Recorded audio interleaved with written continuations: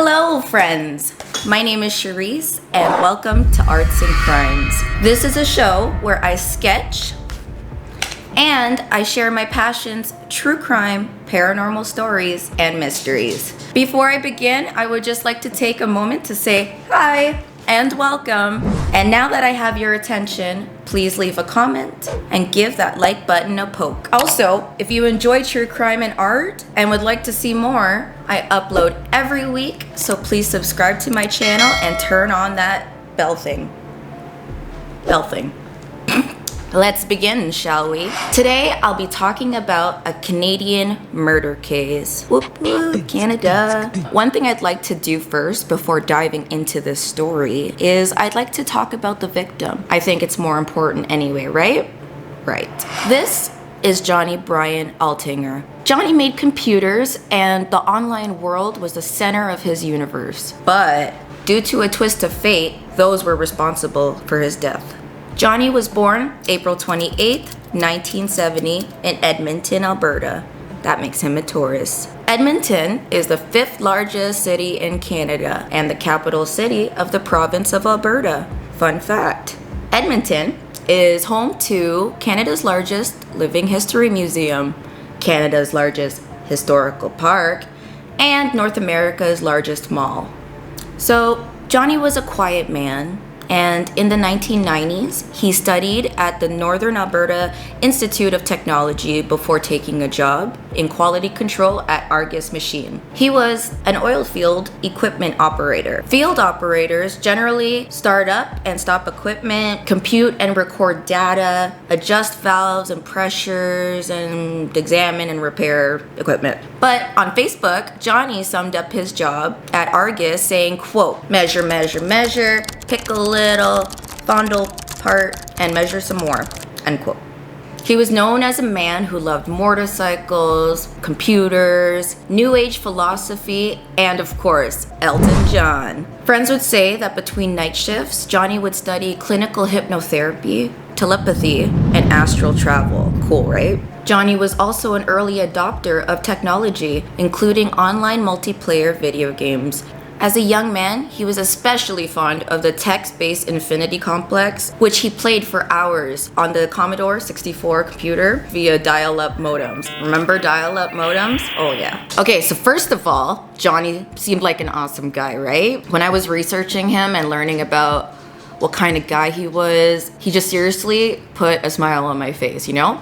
Unfortunately though, Johnny's life came to a tragic end at the hands of Mark Twitchell. Dun dun. So now let's talk about this guy, Mark Twitchell, shall we? Yeah. Mark Twitchell was born on July 4th, 1979, and I don't know what that zodiac sign is. And he was born in Edmonton as well.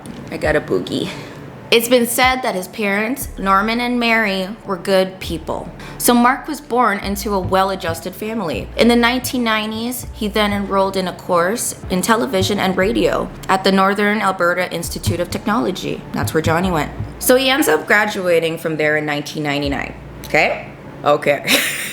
People who went to school with Mark remembered him as being a loner, but he did have a group of friends, like just a core group of friends. One among them was Drew Kenworthy. So Drew said Mark was a good guy, but not a trustworthy guy. Apparently, while doing joint projects, Mark would often fail to do his part.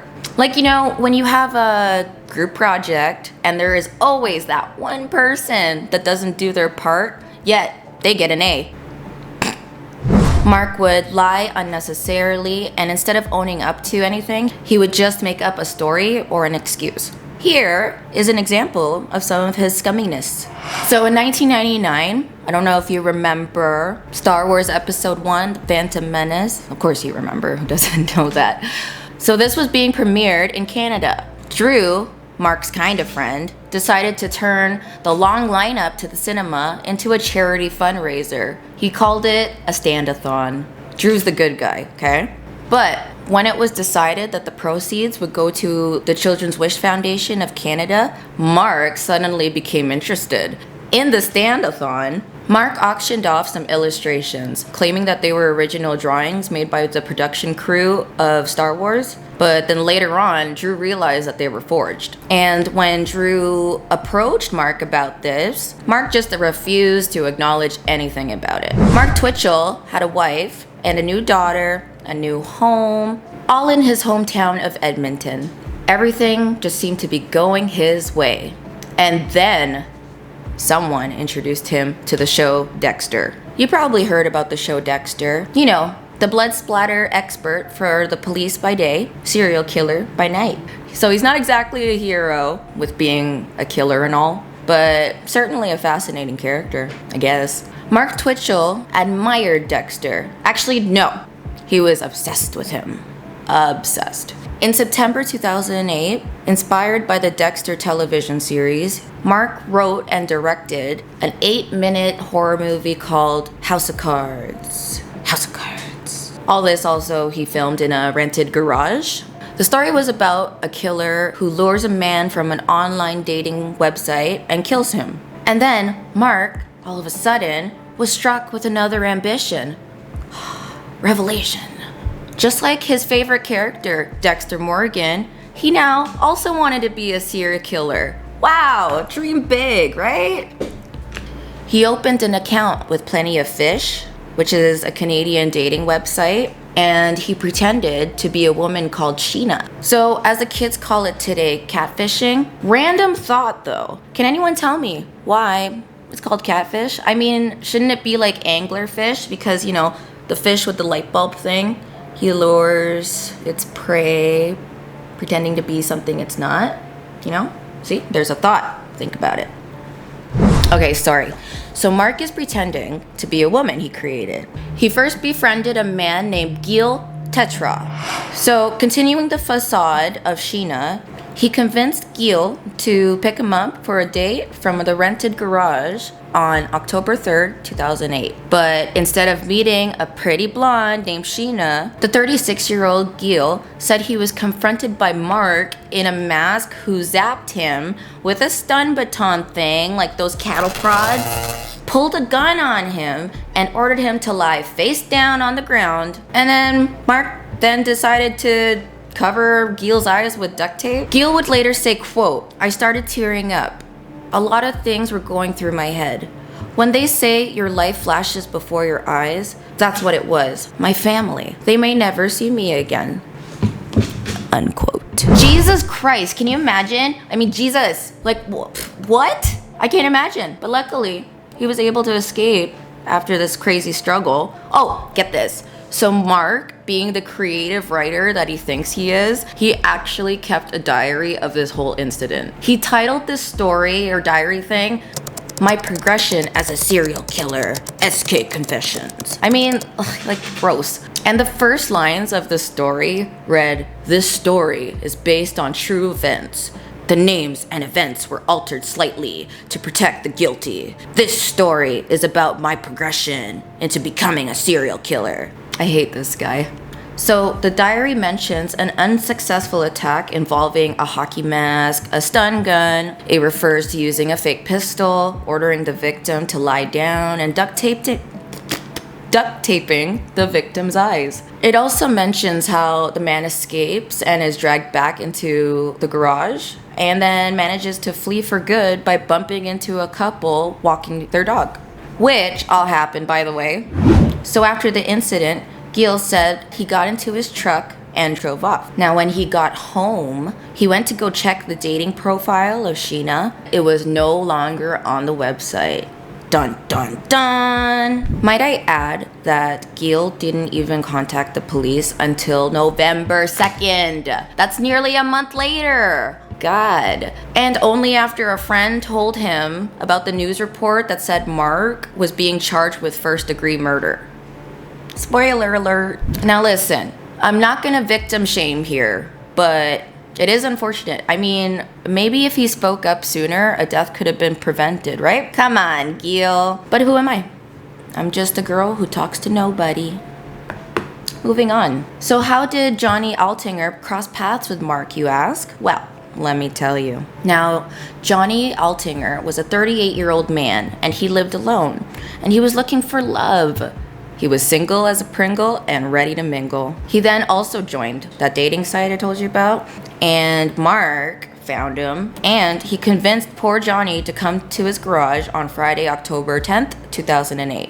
Johnny was so excited about meeting this woman named Jen, he had to share the news, you know. So luckily, Johnny kept in constant contact with one of his closest friends named Dale Smith. These two have been friends since childhood, and they spoke on the phone or emailed almost every day. Dale recalled that his good-natured friend sounded lighthearted on the phone that night. October 10 rolls around, and guess what? As Johnny was talking to Dale, he mentioned that there was no woman in the garage, but there was a man with a replica gun who he said was making a movie. So random. You know, Dale did say that he thought the whole ordeal was sketch from the start. He was just getting weird vibes because this woman, Jen, gave Johnny such unusual instructions. He said, quote, "I told John to give me a call when he got there and to give me the address before he even went into the place," unquote. Wow, everyone needs a Dale Smith in their life. What a good friend. Then, less than an hour later, Dale received an email from Johnny with a one-line message saying, "She's home now. I'm heading over again." He drove back to the garage in his red Mazda. Sadly, this would be the last time anyone would ever hear from Johnny. All right, disclaimer, before I continue, I just gotta tell you, this part's gonna get a little bit graphic. So you know how Dexter in the TV show had a kill room with those plastic curtains and whatnot?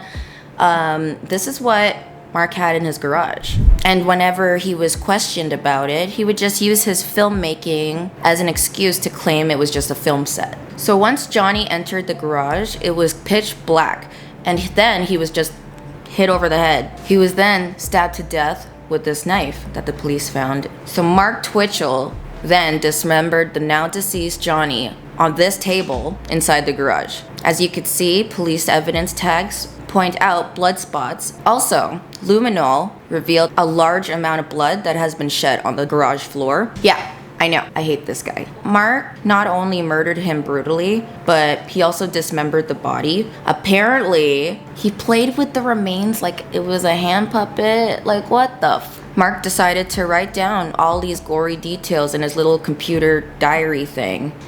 "Dear diary, oh my god, today I killed a guy. I'm so cool. It's like I'm Dexter." That's not what he said, but what a piece of shit, right? Actually, I did read parts of the diary just out of morbid curiosity, and this idiot basically pinpointed every single detail of the murder. He would write, quote, "I grabbed his jaw with my gloved hand and moved it while making a funny voice to make it look like he was talking, and I chuckled to myself at the total silliness of it all," unquote. You gotta be a different kind of touched, you know, just a little touched in the head. The boy ain't right. Also, this guy needs a better hobby. He just has way too much time on his hands, but whatever. Anyways, Dale Smith called and emailed Johnny all throughout the weekend. Of course, he didn't know at the time, sadly, that Johnny was already deceased. Now, remember how I mentioned Johnny was a motorcycle lover? Well, he owned 2 motorcycles, and he was supposed to take Dale for a driving lesson that Sunday. Dale knew it wasn't like Johnny to break plans without a heads up. So on Thanksgiving Monday morning, Dale and several other people received a really sketchy email from Johnny's laptop. The email said, "I've met an extraordinary woman named Jen who has offered to take me on a nice long tropical vacation. We'll be staying in her winter home in Costa Rica. Phone number to follow soon. See you around the holidays, Johnny." Now, of course, to these close friends, the email just didn't sound right. People who knew Johnny knew, first of all, he hated the heat. He always liked to end his emails with a joke, and he usually didn't sign off with his name. Also, if he had to go away, Dale said his friend would have asked him to store his bike. Over the next several days, Dale and other people became increasingly concerned about Johnny, and by the following Friday, October 17, 2008, Dale, along with a group of friends, drove to Johnny's apartment. They then broke through the window, and inside, they found no indication of anything being packed, like Johnny's passport, his luggage, and his shaving kit. They were still all in his apartment. Dale said that everything you needed for a vacation was still there, and that was enough for the group to contact police. This led to police opening a missing persons investigation, and since Johnny had told his friends about his anticipated date with the mysterious and sexy Jen, which included the location of the garage, it was not long before police tracked down Mark Twitchell. Remember him? Yeah. So police pull up, they see the garage, and they saw the red Mazda. Where'd you get that red Mazda, Mark? He's such an idiot, you guys. Like, he kept Johnny's car. Wanna know what his excuse is? Wanna know? Let me tell you. His story was that a man approached him and offered to sell his car for whatever cash Mark had in his wallet. So the man said he had hooked up with a rich sugar mama who's gonna buy him a new BMW after they return from a tropical vacation. At the time, Mark had only $40 in his wallet, and that just sealed the deal. What? So police later seized that same vehicle, and they discovered, obviously, it's Johnny's. Duh.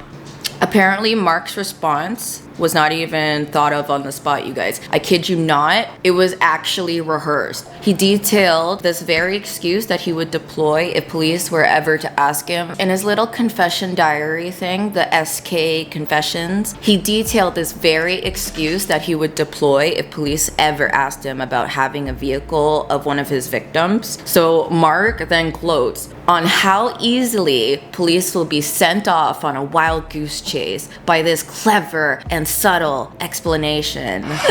I mean, come on. So then a forensic investigation of the garage indicated that unlike his idol Dexter, he didn't have a very clean kill environment. You know, because Dexter is a fictional character. Suspicious of Mark, police do a search of Mark's own car where they found blood, and his house, that's where they find even more incriminating evidence, like bloody knives, industrial cleaning equipment, a collection of swords. Why do they always have swords? There was also a series of post-it notes too. These notes basically read, kill room, clean, sweet. Ship phone while it's on. I think he meant to return the phone to the victim's address. And when they investigated Mark's laptop, they found the kill diary thingy. That's some good justice. Mark is just an idiot, an incompetent piece of work of legendary quality.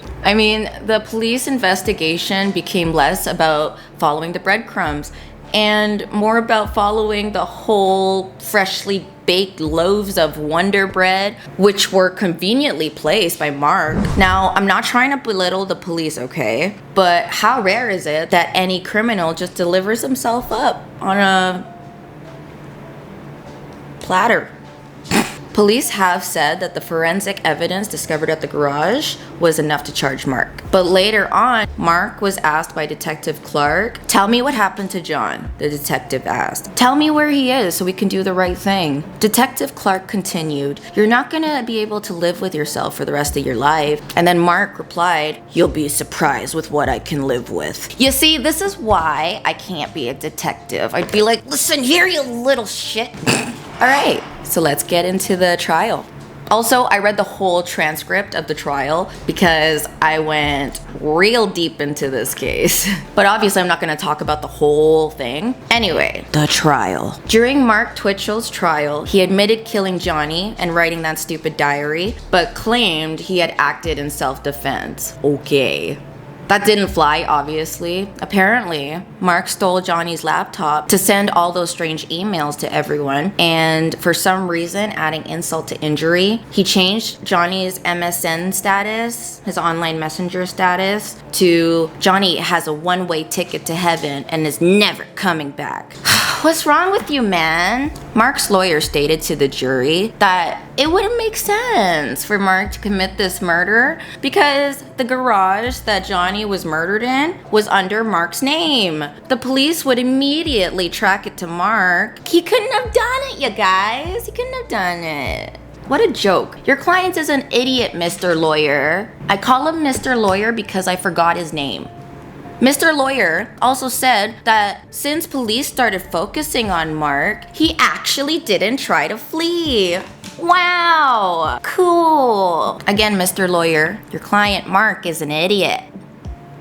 After an afternoon of deliberation, the jury delivered their verdict. Mark Twitchell is guilty of first-degree murder. That is a good, refreshing, tall glass of justice, baby. The court then hears the victim impact statements from Johnny's mother and brother. Gary, who is Johnny's brother, says as kids, he would turn the other way when bullies went after Johnny so that Johnny could learn to fight his own battles. I'm sure he meant well. At the time, I'm sure he was just trying to do tough love, you know? Gary also says that his children stay up at night scared of monsters, then stated, quote, "Monsters do live among us," as he glared at that idiot Mark. Johnny's mother said she used to be the kind of person who rarely took aspirin, and now she needs antidepressants just to get through her day. She says, quote, "There is no joy in my life. It has been ripped away from me." And hearing that, you guys, was just heartbreaking. But I am happy the family got justice. So I don't know if I added this, but this whole thing after Mark's arrest took about 2 years. And in 2010, Mark Twitchell finally gave up the location of Johnny's body. And he led police to a sewer near the outskirts of the city where they recovered only half of Johnny's remains. He's such a dick, you know? Like, usually at the end of court, the bad guy says something like stating their apologies or their remorse to the family for the crime or whatever. This douche idiot of a beanbag fart said, quote, "I was going to address the court with some comments, but I'll pass on that." Ooh, my blood is boiling. I hate him so much.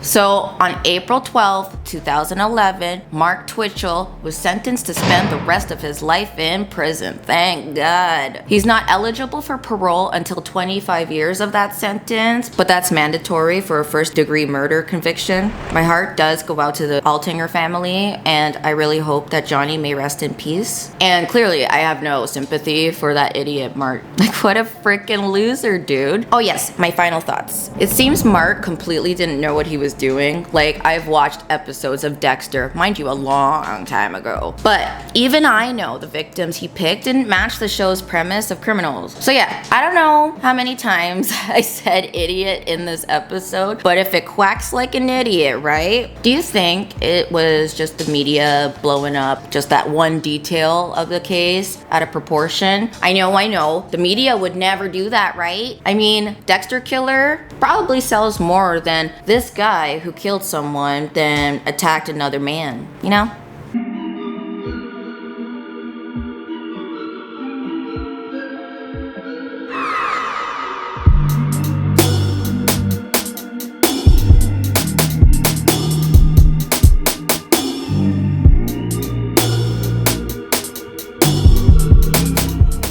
So that, my friends, is the disturbing case of the guy who claimed to be the Dexter killer. So what are your thoughts about this?